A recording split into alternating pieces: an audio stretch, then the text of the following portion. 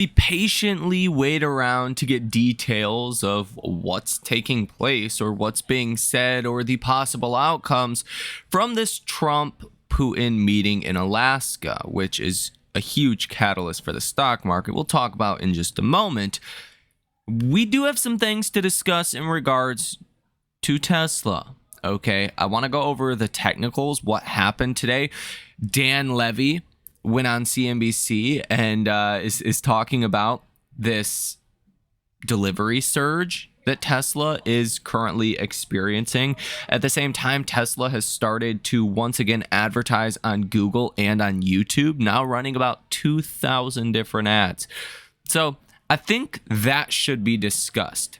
Now, I'm also going to share with you a clip from CNBC where I believe it was JP Morgan is expecting a broader market rally in the second half of this year. So literally like from now into the end of this year. And we will briefly talk about why I'm so bullish for the end of this year specifically and for 2026. So with that said, ladies and gentlemen, hit that like button and subscribe to the channel. Check out the link down below in the description of this video if you have not done so already to come join the best hands down trading community in the world. Nobody is doing the kind of work that we are doing to, in theory, minimize risk and maximize reward. We're not looking for 10% stocks. We're not even looking for 50% return stocks. We're looking for 10xers, 20xers, 30x opportunities with value distortions in the small cap AI theme. More on that in a few minutes. But with that said, on to today's episode. Talked about this pretty extensively here on the channel, just in case you're new here or haven't heard this breakdown yet. Today's meeting between Trump and Putin, in which we don't have real details on as of right now, or at least at the time of recording this video. If there's something big that comes out, we'll definitely cover that when it happens, and a new video will be posted. But my expectation is pretty simple. You're probably going to get some kind of ceasefire date. Okay. If not, it's just going to be really positive and constructive overall. Like, why would Putin come all the way to Alaska, to a military base in America, and not want to actually end the conflict in Ukraine? Okay. Doesn't make sense to me. So I think we're going to get some really good news there. But the fact of the matter is, Wall Street could care less about the war in Ukraine. It's not about that. It's about if this meeting goes good or not. If it goes good, then the threat of additional tariffs on China and other countries that buy Russian oil effectively goes away. That's the positive, right? 30% additional tariff on China, let's say, if this meeting goes bad. That's the risk, okay? So getting rid of a risk catalyst or a risk problem is going to be a very much positive for the stock market. Now, if the war in Ukraine does now have a path to ending, that's also going to be big, positive, no more death or destruction. That's great, but it doesn't change earnings. It doesn't change the economic outlook in the US. It's really simply, does Trump and Putin get along? That's what matters. If they don't, then we have larger problems. If they do, we're good. And from what we've seen, very much so looks like a pleasant meeting. They got in the same limo together. They were posing for pictures. Putin was laughing. He waved at a crowd, right? Putin had a smile on his face the whole time. They're going to get something constructive done here. And that is going to be something markets are reacting to on Monday. Now, the reason stocks came under a little bit of pressure today, I don't think it actually had anything to do with the economic data. It simply is, we were not going to get any details of the results of this summit or meeting between Trump and Putin during normal market hours. So there's always a chance that things could go bad. And I think Wall Street's like 50-50 on that. Like 50% chance things could be good, 50% chance we wake up Monday morning to new tariffs on China, right? That's what we're talking about here if the meeting goes bad. So hedge funds and institutions, a lot of them had to short stocks today. They had to buy puts. They had to sell something because stocks have done so well. And this could be such a big potential risk catalyst. And I think that's why you had downside pressure on stocks today. But I am not expecting that this is going to continue. I think Monday could actually be a massive day for Tesla, a massive day in general for the stock market. Now, from a technical perspective today, Tesla traded very well. It bounced almost exactly off of the 200-day moving average and closed above this downtrending trend line. So the technical breakout is still intact, even though it has retraced lower a bit. You're still fine from a technical perspective. You're definitely hanging out at the lower end side, and you want to see Tesla react well on Monday, in which I do think will happen. Now, we do have a lot of other catalysts next week as well. More economic data. Jackson Hole is going to be next week, the Jackson Hole Economic Symposium. Back in 2022, that was a big catalyst, but every other year it really hasn't been. If there is a shift from Powell, which there could be a little shift more to the dovish side, that would be, important. We've gotten a lot of Fed speakers that now say, hey, we should probably prioritize the labor market. We should probably start to cut rates. Waller, Bowman, Kashkari have, suggested that. The new interim Fed, Moran, obviously has suggested that. I believe a couple other Fed speakers have also endorsed a couple of rate cuts this year.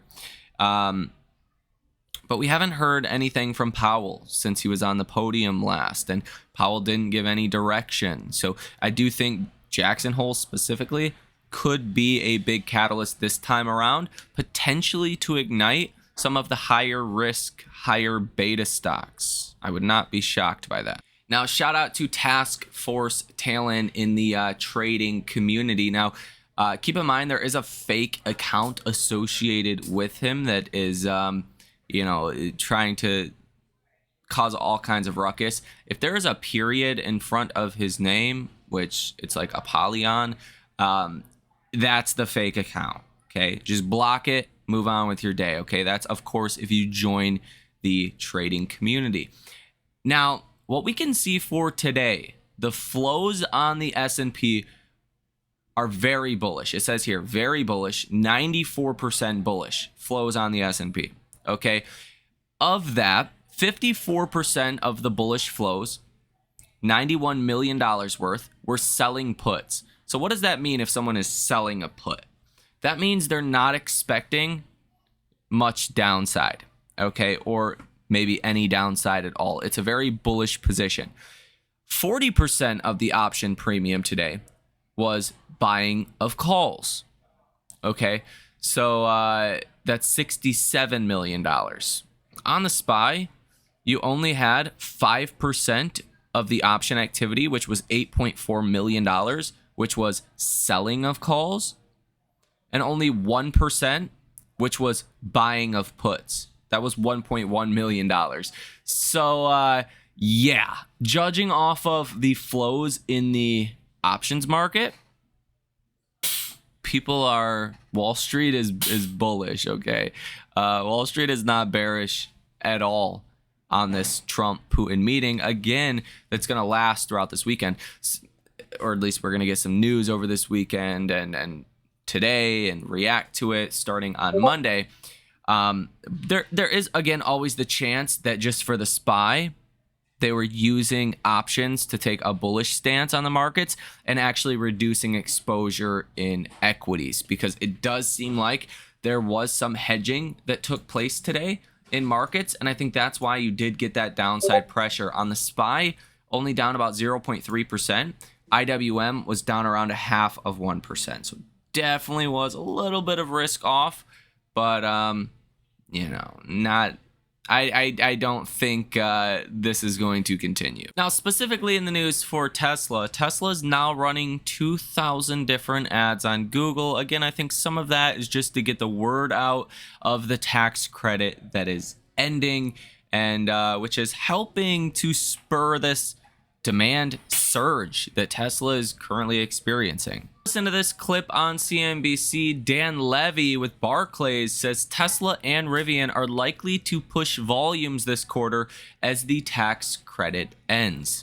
On the line for EV maker Rivian. According to the Wall Street Journal, the company could face a massive hit to its top line because the U.S. has relaxed its fuel economy rules. My next guest says both the IRA credit expiration and lower emissions regulations will be major headwinds for EV penetration in the fourth quarter, just as the global growth picture starts to trend upward.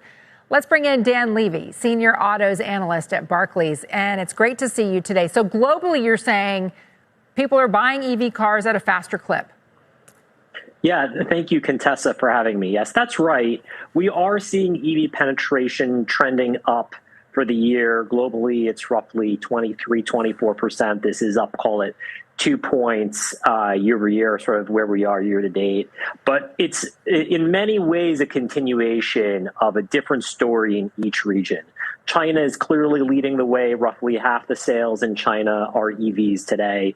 Europe is seeing an uptick. They're roughly low 20s. That's up a few points year over year, and that's on stricter regulations. But the U.S. is really sort of stuck in this roughly high single digits, low double digit penetration, and we could see some risk to those numbers after the fall off or after the expiration of the EV tax credit, and especially once you see some of these emission regulations coming off. I mean, your word for it is pretty attention getting when you call it an EV winter in the United States. First of all, on the tax credit and the expiration that comes due at the end of the next quarter, I mean, everybody knows it's coming, but do you expect that there's going to be, at least temporarily, more sales of EVs because it's ending and people maybe, the fear of missing out, they are worried about not getting the tax break if they're considering an EV? Yeah, that's right. There is going to be a pre-buy. That's naturally what you see when you see an outgoing subsidy, is that automakers tend to try to take advantage of those, and they'll advertise that pretty heavily. So a company like Tesla or Rivian, for instance, they will push volume likely this quarter to take advantage of that outgoing credit before it's gone. Okay, and then there's this issue of the Trump administration going through and saying, we're going to lower the emissions regulations or the requirements. So what does that do for Tesla and Rivian and others? And what does it do for the traditional car manufacturers, Ford and GM? Yeah, that's a great question. Look, for Tesla and Rivian, the impact is on regulatory credit sales. Regulatory credit sales are a pretty important piece of the profit picture for both of them. For Rivian, that's really how they were able to get to. They had a few quarters of gross profit positive results. They used regulatory credit sales. And so there's obviously risk on those numbers. They talked about that on the second quarter call. Same for Tesla. Listen, Tesla last year did, in excess of $2.5 billion of regulatory credit sales. It's a meaningful portion of their profit. And they talked on this call about a weaker regulatory credit sales environment because of some of the changes in regulations. On the flip side, for companies like Ford or GM, when you take away the EV tax credit, so less incentive for consumers to buy, you take away some of the regulations that are sort of forcing the automakers to sell EVs for compliance requirements, and it probably tells you that in the near term and potentially even in the midterm, EV mix is going to come down because they are losing a material amount. I mean, Ford is losing $5 billion plus on this year. GM is probably in the same ballpark. And when you take away some of those regulations, it incentivizes them to change their product. Now, honestly, I think this could give Tesla a little bit of a boost. But I think the bigger story is from a macro perspective. I think Tesla has really struggled. Tesla stock has really struggled, not internally, but like from a market perspective, getting the markets to believe what Tesla is doing will be successful. It's the wildest thing to me. You can see Austin expand as fast as it is. Robotaxi coming to New York soon, and Vegas soon, and maybe Florida soon, Georgetown, Texas soon. All of these other regions, Phoenix soon, okay? Launching a ride-hailing service in San Francisco. 2 months from now, we're expecting to have an autonomous ride-hailing service in San Francisco. That is a very fast pace of scaling since the Robotaxi launched a month ago? 5-6 weeks ago, okay? And Wall Street still doesn't understand what Tesla is striving for here. I think partially it's a function of just volatility in Tesla and needing to price in other things. Like, what if Elon's comp package doesn't go through? What if Elon has to, what if Elon makes another political comment? What if the government targets Tesla, right?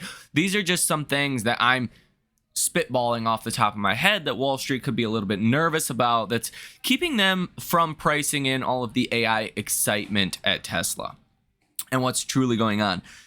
Interest rates are another big one. Tesla, very sensitive to interest rates. All high growth, innovation is going to be sensitive to interest rates in general, but especially car companies, right? And there's a good chunk of Wall Street that still expects the economy to weaken further.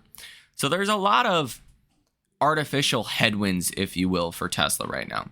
But I think into the end of this year, it's going to become incredibly clear that the economy is not heading into a recession, that hopefully the consumer is getting a little bit better, that we don't have an inflation problem, that we're going to start getting a bunch of rate cuts. And I do think you're going to see a broadening out of this market, specifically with good companies, good AI companies. That is where I think you want to be positioning right now. Again, I'm not a financial advisor. Anything can happen.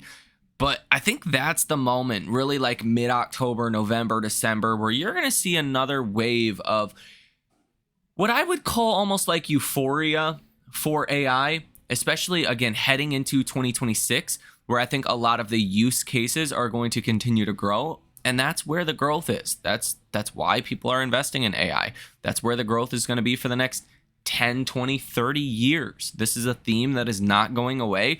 And it's really not a matter of if, but it's a matter of when does Wall Street realize the opportunity that Tesla is targeting here? Is it when Tesla launches in another city officially, like New York? Not exactly sure. But I can say I'm confident by the end of this year, it's going to become a lot clearer. We're not having a recession. Rates are coming down. We can start to extend that time horizon for Tesla. Again, I talked about this in one of the last videos, but Tesla was a $400 stock in 2021, not because of what they were doing at the time was groundbreaking. It was because rates were as low as, they were 0%, right? There was no interest rate headwinds, and people were really extending out those time horizons. Back then, I don't know if you guys recall, if you guys were investing in Tesla then, people were talking about Tesla stock in 5 years, right? That you could justify buying Tesla at $400 because what's the stock going to look like in 5 years? Okay, well, what's the stock going to look like 5 years from now, or 3 years from now, for that matter? As rates come down, people will start to extend those time horizons and price in more of the future now, because stocks are a function of discounting the future, okay? And probabilities and all that. There's a lot of things that go into how the markets look at a stock. But long story short, you're likely to see some aggressive appreciation in Tesla stock towards the end of this year. Now, September could, who knows, be a little bit of a toss-up. Seasonals are a little bit weird, but especially second half of October, November, December, I'm expecting a large rally. And I think Tesla's going to end this year well into the 400s and really give us a solid start to start off 2026. Again, that's just my expectation. I could be wrong. I'm not a financial advisor. Now, I also want to play this clip with you from CNBC today. It says market broadening could happen in second half of the year, says Morgan Stanley's Aaron Dunn, which a broadening of this market, really good. Obviously, small caps, higher growth, higher beta, right? not just some of the Mag 7 names. And we really did have a broadening after the April lows, but that has started to calm down in the last couple of weeks. You may have noticed in your portfolio that even on some of the really good days in markets, like not everything was going up. On some of the bad days, not everything was going down. It does work both ways. And I am also under the view that we are going to get a broadening of this market. This is very early innings of a new bull market, in my view. Take a listen. Aaron Dunn and Power Check right now. So let's bring in Aaron Dunn if we can. And I think that we can. Aaron Dunn, welcome. It's one of these fluid days with a lot of news that is happening right now, Aaron. So we appreciate your patience. Yes. You're a scholar and a gentleman. You're head of value equity at Morgan Stanley Investment Management. Let's move on. Let's talk about it. What is top of mind, Aaron, for you? So I think one thing we're really paying attention to here is really the broadening of the market we think could happen. I mean, you saw a little bit of this the back half of last year. The economic uncertainty out there has really, I think, kept the market very narrow. And when you look at what sectors have really done well this year, it's tech, communication services, utilities, and industrials, and that's really the AI trade. So investors are searching and staying with the predictable growth that's out there. What we think, and we're really looking for the back half of the year, is potential for corporate confidence to come back. We did have some capital spending in the first half of the year, but that was really just a pre-buy ahead of tariffs. Can we get some real capital spending? The ISM has been sub 50 now for two plus years. Can we get some economic activity here in the United States to actually drive construction, to drive activity higher? And one of the things that's really relevant for us is really turnaround stories as value investors have not really, in our view, been paid for, because you don't have the underlying economic growth to really drive the sort of underlying story with the turnaround. So we're looking for that. We think there's a lot of excellent opportunities out there that are just not being paid for, not being paid attention to until we get some economic certainty. Yeah. So let me know your thoughts on all of this down below in the comment section, ladies and gentlemen. I would love your take on this. If you have any pushback, I would love to hear it. But to me, it's just very hard to, actually develop a bear narrative on this market, because you're not in a position where you're going to have a recession, or I don't think you're going to have an inflation problem. So I think a lot of the fears today are really misplaced. Hit that like button, subscribe to the channel if you've not done so already, and check out that link down below in the description of this video to come join, hands down, the best trading group in the world. You will not find another service like this. And yeah, that's the idea, and that's why we started that. So have a great weekend, ladies and gentlemen. I will see you in the next one.